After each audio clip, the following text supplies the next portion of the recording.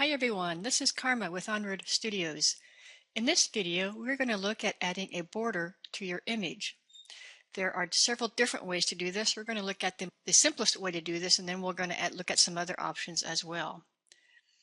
I'm going to go to the image option off the main menu and go to Canvas Size. When you first come into Canvas Size, by default, it shows you the width and height of in this case, the image, because the canvas equals the image size when you first open up a photo inside Photoshop. There's an option in this pop-up menu called Relative. I'm going to turn that on, and what that does, that means instead of putting the entire width and height in here, we're going to add the width and height. So if I want to add a border of, say, I know this is a high resolution image, I'm going to do maybe 50 pixels for each of these. With relative checked, it's going to add 50 pixels on the sides and on the top and bottom since I increase both width and height. Now the color it's going to use, it defaults to adding the background color. You can change that here, but if I glance over to my background color box, it is already white, so I'm going to leave it at white. But you have these other options that you can choose from if you desire. I'm going to click OK.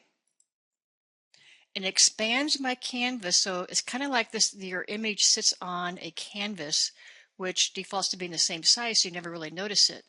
But when you enlarge your canvas, you'll notice that the background color becomes that canvas size, and it puts a nice little border around your image.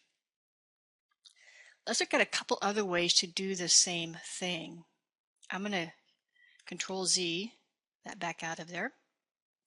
Another way to enlarge your canvas without going to the menu option is to use the crop tool. I'm going to grab the crop tool, and in version CS6 we get the bounding box around it.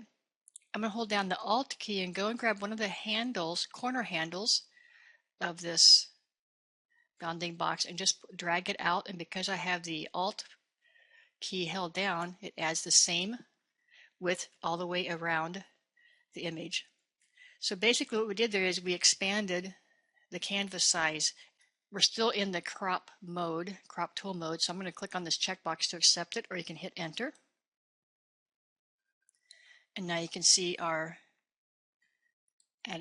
added border, in this case the background color of white. Now if I want to do a different color, before I went to the crop tool, I would change my background option to something different. Let's do a double matte. In this case, let's set this to black this time.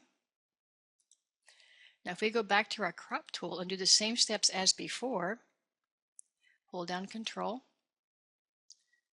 down Alt or Option on the Mac and pull that out. Whoops. I released my Alt key too quickly, so I'm going to release my mouse key before I release my Alt key. I'll go back to my Move tool, say crop. Now we have a double matte, because this time when we extended the canvas, our background color was a black versus a white. I want to show you one other method of placing a border around your image. I'm going to go back to the original version of this image by doing a File, Option off the main menu, and choosing Revert.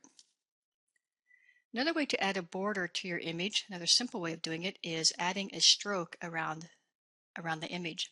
And that is actually an effect that we can add. I'm going to make a copy of this background layer by selecting that layer in the Layers panel, doing a Control J or Command J on the Mac, and turn off the background layer. And on this copied layer, it now lets me add an effect.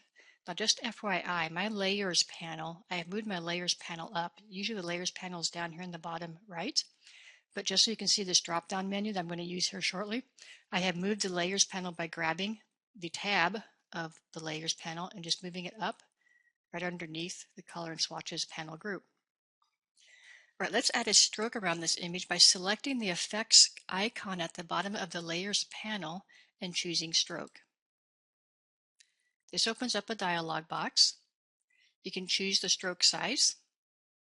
You can say whether you want the stroke to be on the outside of the image or on the inside. We're going to say inside, and you can also choose the size. I'm going to up this quite a bit to around 50. And you can see already, since this check mark since preview is checked, you can see this stroke happening already in the image. Click OK, and there's our stroke. So that's another method of adding a border to your image. Now I chose black, but when you choose the stroke layer style, you can change that color to whatever you would like it to be. All right, so that wraps up our discussion about adding simple borders to your images.